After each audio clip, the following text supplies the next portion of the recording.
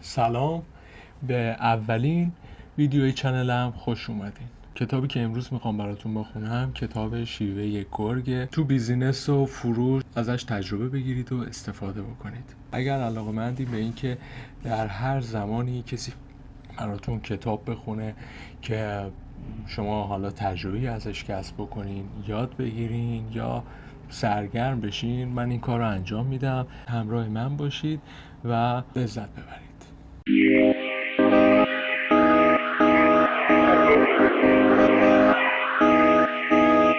کتابی که امروز میخوام براتون بخونم کتاب گرگ وال استریت و اسم کتاب هست شیوه گرگ. حتما شما اسم جردن بلفورد رو شنیدین. نویسنده کتاب گرگ وال استریت جز پرفروش‌ترین های نیویورک تایمز که بیش از 25 زبان ترجمه و در 60 کشور دنیا عرضه شده است. شاید بپرسین این کتاب راجع به چیه؟ این کتاب هنر متقاعد کردن و تاثیرگذاری بر رازهای موفقیت بزرگترین فروشنده جهان گرگ وال استریت. خب میریم برای خوندن کتاب. اول از مقدمه شروع میکنیم. اهل کجایید و شغلتان چیست؟ آیا تا به حال معامله کرده اید؟ آیا تا به حال قصد تاثیرگذاری روی فرد خاصی را داشته اید؟ چگونه این کار را انجام میدهید؟ چگونه معامله میکنید؟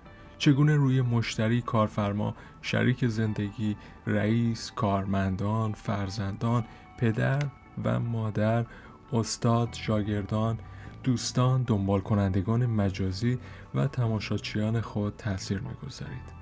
شکی ندارم که همه ما بارها و بارها نام خیابان وال استریت را در فیلم‌ها، سریال‌ها، کتاب‌ها، مجلات و غیره شنیده‌ایم. خیابان وال استریت از مهمترین خیابان‌های نیویورک در ایالات متحده آمریکاست و ساختمان بازار بورس و بزرگترین مراکز اقتصادی آمریکا در آن قرار دارد. از شخصیت‌های مطرح وال استریت جردن بلفورد را به خاطر دارید؟ خیلی از ما همیشه دوست داشتیم سر از کار او در بیاوریم و نحوه دستیابی به موفقیت و ثروت و شیوه جادویی‌اش در متقاعد کردن و فروش را بیاموزیم. جردن بلفورد در آستانه تولد 26 سالگی خود درآمدی بیش از 49 میلیون دلار در سال داشت. به گفته خودش اون از این موضوع ناراحت بود که چرا 3 میلیون دلار کمتر درآمد داشته و نتوانسته به درآمد هفته 1 میلیون دلار و سالانه 52 میلیون دلار برسد. حال بلفورد شیوه‌اش را آشکار کرده است.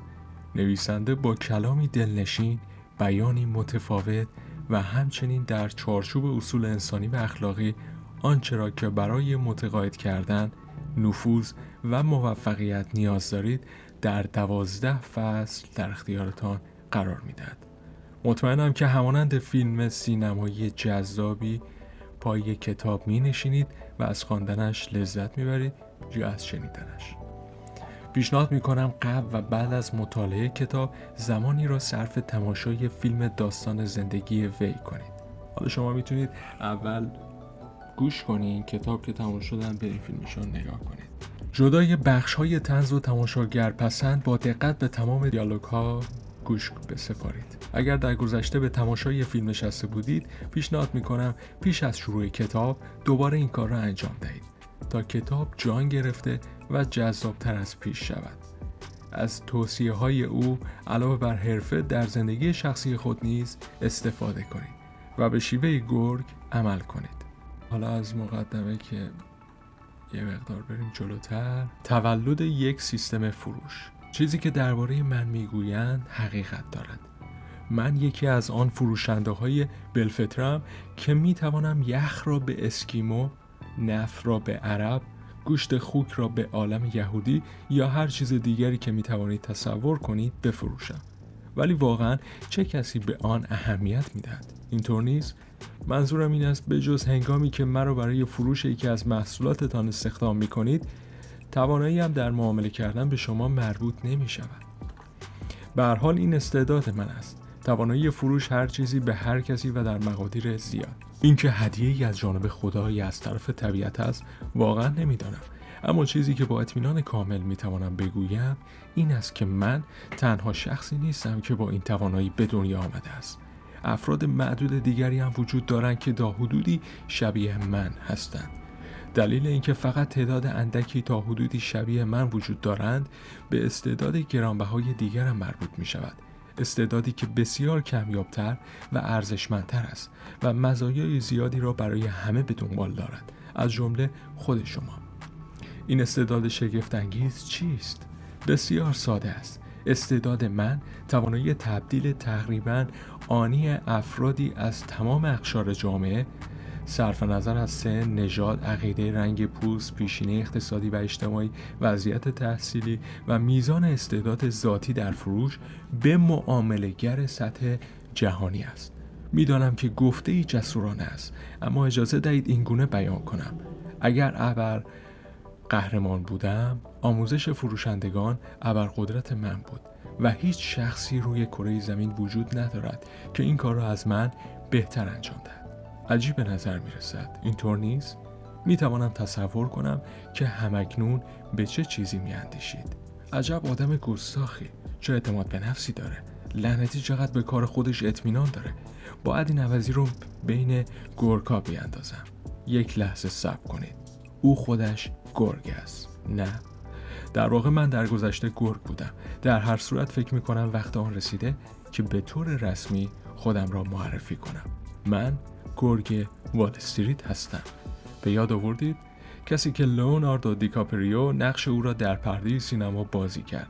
کسی که هزاران جوان که به سختی می توانستند همزمان راه بروند و آدامس بجوند را با استفاده از سیستم آموزش فروش ظاهراً جادویی به نام خط مستقیم تبدیل به معامله‌گرهای سطح جهانی کرد. کسی که همه آن نیوزلندی‌های وحشت زده را در انتهای فیلم زجر داد، فقط برای اینکه نتوانستند خودکاری را به شیوهی درست به من بفروشند. به خاطر آوردید؟ مدتی پس از دوشنبه سیاه، اداره شرکت کارگزاری کوچکی به نام استراتون اوکمانت به دست گرفتم و در جستجوی فرصت‌های تازه آن را به لانگ آیلند منتقل کردم و همینطور هم شد. در بهار 1988 رمز تاثیرگذاری روی انسان را یافتم و آن سیستم ظاهراً جادویی را برای آموزش فروشندگان توسعه دادم. اسم آن سیستم خط مستقیم یا به اختصار سیستم خط مستقیم بود. سیستمی که قدرتمندی، کاربری آسان و کاربردی بودن خود را به اثبات رساند، به طوری که در روزهای آغازین ابداعش موفقیت و ثروت زیادی برای افراد آموزش دیده به بار آورد. در نتیجه هزاران مرد و زن جوان در تلاش برای رسیدن به قطار خط مستقیم و رویای آمریکایی شروع به سرازیر شدن به اتاق جلسات استراتون کردند. خیلی عظیم آنها در بهترین حالت از خانواده‌های سطح متوسط بودند. به بیان دیگر، خانواده‌های غمگین و از یاد رفته طبقه کارگر آمریکایی، جوانانی که تا به حال پدر و مادرشان نگفته بودند که لایق چه سرافرازی‌هایی هستند. استعدادهایی که از بدو تولد محصور شده بودند. زمانی که بالاخره توانستند به اتاق جلسات من بیایند، فقط برای زنده ماندن تلاش می‌کردند و نه پیشرفت و دستیابی به موفقیت. ولی در جهان پسا خط مستقیمی هیچ کدام از آنها دیگر مهم نبودند. عواملی مثل تحصیلات، هوش و توانایی ذاتی در فروش بی اهمیت بودند و به راحتی می توانستید بر آنها غلبه کنید. تنها کاری که باید انجام می دادید این بود که جلوی در دفترم حاضر شوید. قول بدهید به سختی کار کنید و من به شما سیستم خط مستقیمی را آموزش می دادم و شما را ثروتمند می کردم. اما افسوس، نیمه تاریکی نیز برای همه این موفقیت‌های گرانبها در آنجا وجود داشت. کاشف به عمل آمد که سیستم بیش از حد اثر بخش است، بدین گونه که میلیونرهای تازه به دوران رسیده‌ای را وارد جهان می‌کرد که با مشکلات عادی زندگی مواجه نمی‌شدند. مشکلاتی که بیشتر مردم و زنان جوان با آن دست و پنجه نرم می‌کردند و برای شکل‌گیری شخصیتشان از آن بهره می‌جستند. نتیجه این بود: موفقیت بدون احترام، ثروت بدون خویشتن‌داری و قدرت بدون مسئولیت پذیری و بلافاصله اوضاع به سرعت از کنترل خارج می‌شد. و این گونه شد همان گونه که طوفان گرمسیری ظاهراً بی خطری از آبهای گرم آتلانتیک برای تقویت شدت و قدرتش استفاده می کند و تغییر می کند تا جایی که به توده هراس‌انگیزی تبدیل می شود و هر چیزی را در مسیر خود نابود می کند. سیستم خط مستقیم هم مسیر مشابهی را پیمود. همه چیز را در راه خود نابود کرد، حتی خود من. در واقع پس از اتمام آن ماجرا همه چیز را از دست داده بودم. پولم، غرورم، مقامم، عزت نفسم، فرزندانم، برای یک مدت و نیز آزادیم را. ولی بدترین قسمت این بود که میدانستم کسی جز خودم شایسته سرزنش نیست. من از استعدادی خدادادی سوء استفاده کردم و کشف شگفت انگیزی را به فساد کشاندم. سیستم خط مستقیم توانایی تغییر زندگی افراد به شیوهی سریع و دراماتیک را داشت. این سیستم برای تمام کسانی که به دلیل ناتوانی در برقراری ارتباط مؤثر میان افکار و ایده‌های خود با افراد دیگر و همچنین نداشتن توانایی ایجاد انگیزه در فرد مقابل از موفقیت در زندگی محروم شده بودند، فرصتی ایجاد می‌کرد. و من با آن چه کار کردم؟ خب در کنار شکستن تعداد تقریبا زیادی رکورد مصرف مواد مخدر خطرناک، از کشفم که قدرتمندترین سیستم آموزش فروش جهان بود، برای تحقق تمام فانتزی‌های دوران نوجوانیم استفاده کردم. همانطور که به دیگران هم قدرت انجام چنین کاری را دادم. بنابراین بله، من لایق تمام بلاهایی بودم که به سرم آمد. کاملا نابود شدم. اما البته داستان اینجا تمام نشد و چگونه می توانستم بعد از آن همه ماجرا واقعا تمام شود. به عبارت دیگر، سیستمی که آن همه موفقیت و ثروت برای افراد آموزش دیده خود خلق کرده بود، چطور می توانست به راحتی در تیرگی و ابهام ناپدید شود؟ نمی توانست و البته اینطور هم نشد.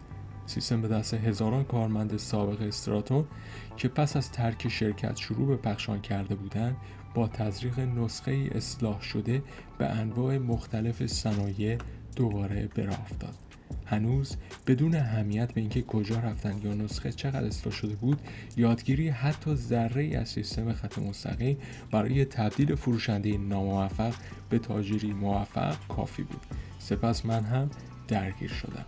مدتی پس از نوشتن 2 کتاب پرفروش و فیلمبرداری فیلم اسکورسیزی، نسخه‌ای تعمیم یافته و به زبان ساده و قابل استفاده برای تقریباً هر کسب و کار و پیشه‌ای را در سراسر جهان منتشر کردم.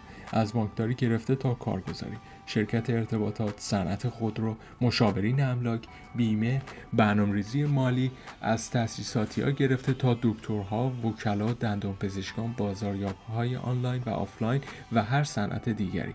نتایج قبلی شگفت‌انگیز بودند. این بار حتی بهتر از قبل هم شده بود. توجه کنید، قبل از اینکه دوباره شروع به تدریس سیستم کنم، 2 سال تمام را صرف بررسی خط به خط آن کردم، به طوری که هر نکته ظریف باقی مانده را حتی پیش از پیش تبدیل به مهارت عملیاتی کردم و تضمین کردم که تک تک آنها در بالاترین سطح اخلاق و صداقت پایه‌ریزی شده باشند. تکنیک‌های فشار زیاد برای فروش، طرح‌های سوال برانگیز، کلامی یا حتی کوچکترین ارجاع برای بستن معامله به هر قیمتی و صرفاً برای گرفتن حق کمیسیون در قبال استراتژی‌های برازنده از سیستم پاکسازی شدند.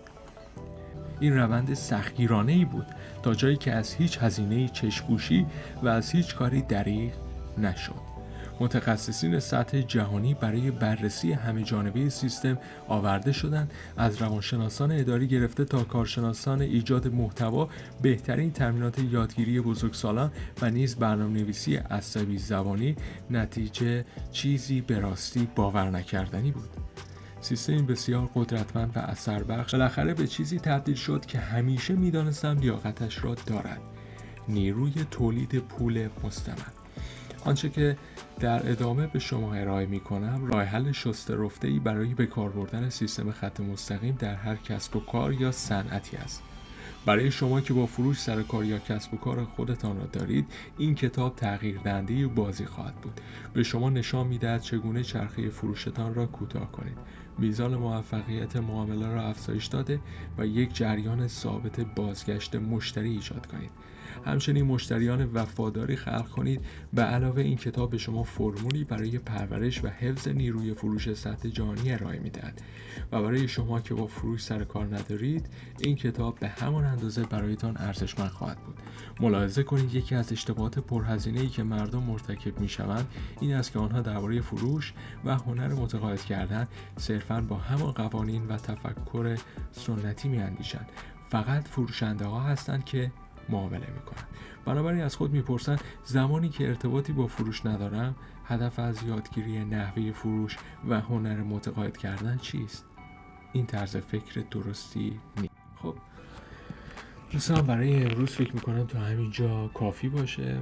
حتما نظرتون رو تو کامنت بهم بگین. نظر شما کمک میکنه به بهتر شدن کار من. دیگه چی لازمه بگیم؟ دوست داشتید حتما خوشحال میشم منو حمایت بکنید. حمایت شما دلگرمیه برای من که کارهای بعدیمو بهتر انجام بدم و خیلی ممنون. تا قسمت بعدی خداحافظ.